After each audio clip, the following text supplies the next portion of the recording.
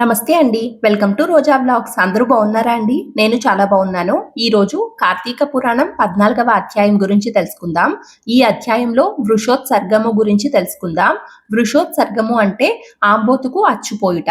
ఈ కార్తీక మాసంలో ఆంబోతుకు అచ్చుపోసి ఆవు పెయ్యితో వివాహం చేసిన వారు కోటి యాగశార్థములు చేసిన పుణ్యము లభించును.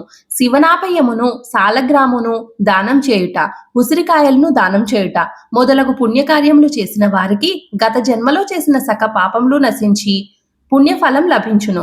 పితృదేవతలు తన వంశమునందు ఏ పుణ్యాత్ముడైనా పుట్టి ఆంబోతుకు అచ్చుపోసి విడుచునా అని ఎదురుచూస్తారు. సామర్థ్యము కలిగి ఆంబోతును అచ్చుపోయని వారు యమలోకమున సందతామిశ్ర నరకమందు పడును. కార్తీక మాస పౌర్ణమి నాడు ఆంబోతున కచ్చుపోసిన వారు రుణత్రయము నుండి విడుదల అవుతారు. కార్తీక పౌర్ణమి నందు ఉసిరికాయలను దానం చేసేవారు సార్వభౌముడై పుట్టును. శివకేశవులు పాదముల వద్ద దీపము వెలిగించిన వారు పాపముల నుండి దూరమవుతారు. ఈ కార్తీక మాసమునందు శివనాభమును సాలగ్రామును దానం చేయవలెను. శివనాభ సాలగ్రామము పుణ్యాత్ములకు తప్ప మిగిలిన వారికి దొరుకుట అసాధ్యం. శివభక్తులకే శివనాభ సాలగ్రామము లభించును. కార్తీక మాసమునందు చేయకూడని పనులు. ఈ మాసమందు పరాన్న భక్షణ చేయరాదు. ఇతరుల ఎంగిలి ముట్టుకోకూడదు, తినకూడదు. శ్రాద్ధ భోజనం చేయకూడదు. నీరుల్లిపాయ తినరాదు. తిలాదానము పట్టరాదు. శివార్చన సంధ్యావందనము చేయని వారు వండిన వంటలు తినరాదు. పౌర్ణమి, అమావాస్య, సోమవారం నాడు సూర్య చంద్ర గ్రహణపు రోజులు యందు భోజనం చేయరాదు.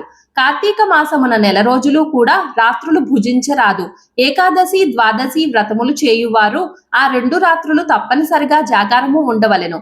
ఒక్క పూట మాత్రమే భోజనము చేయవలెను. కార్తీక మాసంలో తైలము రాసుకుని స్నానము చేయకూడదు. పురాణములను విమర్శించరాదు. కార్తీక మాసమున వేడి నీటితో స్నానం చేయకూడదు. చేసిన కళ్ళుతో సమానమని బ్రహ్మదేవుడు చెప్పెను. కావున వేడి నీటితో స్నానం చేయకూడదు. ఒకవేళ అనారోగ్యము ఉండి ఎలాగైనా విడవకుండా కార్తీక మాస వ్రతం చేయాలన్న వారు కుతూహలం గలవారు మాత్రమే వేడినీటి స్నానం చేయవచ్చు.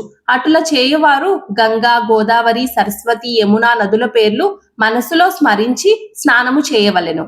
ఏ నది తనకు దగ్గరలో ఉంటే ఆ నదిలో ప్రాతకాలమున స్నానము చేయవలెను. అటుల చేయని ఎడల మహాపాపి అయి జన్మ జన్మములు నరక కూపమున బడి కృషింతురు. ఒకవేళ నదులు అందుబాటులో లేనప్పుడు నూతి దగ్గర గాని చెరువునందు గాని స్నానము చేయవచ్చు.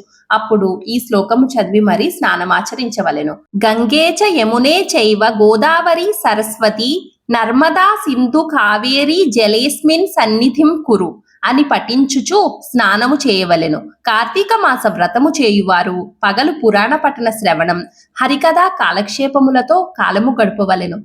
సాయంకాలమున సంధ్యా వందనాదికాది కృత్యములు ముగించి పూజా మందిరమునున్న శివుణ్ణి కల్పోక్తముగా ఈ విధంగా పూజించవలెను. కార్తీక మాస శివ పూజా కల్పము. ఓం శివాయ నమః ధ్యానం సమర్పయామి.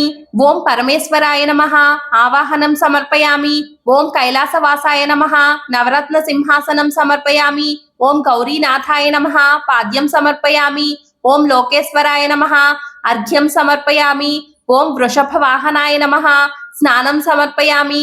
ఓం దిగంబరాయ నమః వస్త్రం సమర్పయామి. ఓం జగన్నాథాయ నమః యజ్ఞోపవీతం సమర్పయామి. ఓం కపాలధారిణే నమః గంధం సమర్పయామి. ఓం సంపూర్ణ గుణాయ నమః పుష్పం సమర్పయామి. ఓం మహేశ్వరాయ నమః అక్షతాన్ సమర్పయామి. ఓం పార్వతీనాథాయ నమః ధూపం సమర్పయామి. ఓం తేజో రూపాయ నమః దీపం సమర్పయామి. ఓం లోకరక్షాయ నమః నైవేద్యం సమర్పయామి. ఓం త్రిలోచనాయ నమః కర్పూర నీరాజనం సమర్పయామి.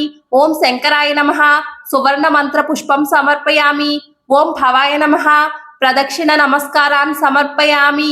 ఈ ప్రకారమున కార్తీక మాసమంతియు పూజించవలెను. శివ సన్నిధిన దీపారాధన చేయవలెను. ఈ విధముగా శివ పూజ చేసిన ఎడల ధన్యుడగును. పూజానంతరము తన శక్తిని బట్టి బ్రాహ్మణులకు సమారాధన చేసి దక్షిణ తాంబూలాది సత్కారములతో సంతృప్తి పరచవలెను. ఇటుల చేసిన 100 అశ్వమేధ యాగములు చేసిన ఫలము దక్కును. 1000 వాజిపేయి యాగములు చేసిన ఫలము కలుగును. ఈ కార్తీక మాసము నెల రోజులు బ్రాహ్మణ సమారాధన, శివకేశవుల సన్నిధిని, నిత్య దీపారాధన, తులసి కోటను కర్పూర హారతులతో దీపారాధన చేసిన ఎడల వారికి వారి వంశీయులకు పితృదేవతలకు మోక్షము కలుగును. శక్తి కలిగి ఉండి కూడా ఈ వ్రతము ఆచరించలేని వారు 100 జన్మలు నానా యోనులందున జన్మించి తర్వాత నక్క, కుక్క, పంది, పిల్లి, ఎలుక మొదలగు జన్మలెత్తుదురు. ఈ వ్రతము శాస్త్రోత్తముగా ఆచరించిన ఎడల 15 జన్మల యొక్క పూర్వజ్ఞానము కలుగును. వ్రతము చేసినను, పురాణము చదివినను, విన్నను అట్టి వారుకు సకల ఐశ్వర్యములు కలిగి మోక్షప్రాప్తి కలుగును. కార్తీక పురాణం 14వ అధ్యాయము సమాప్తము. ఈ వీడియో మీకు నచ్చినట్లయితే ప్లీజ్ ఒక చిన్న లైక్ చేసి, షేర్ చేసి, సబ్స్క్రైబ్ చేసుకోండి. Thank you for watching this video.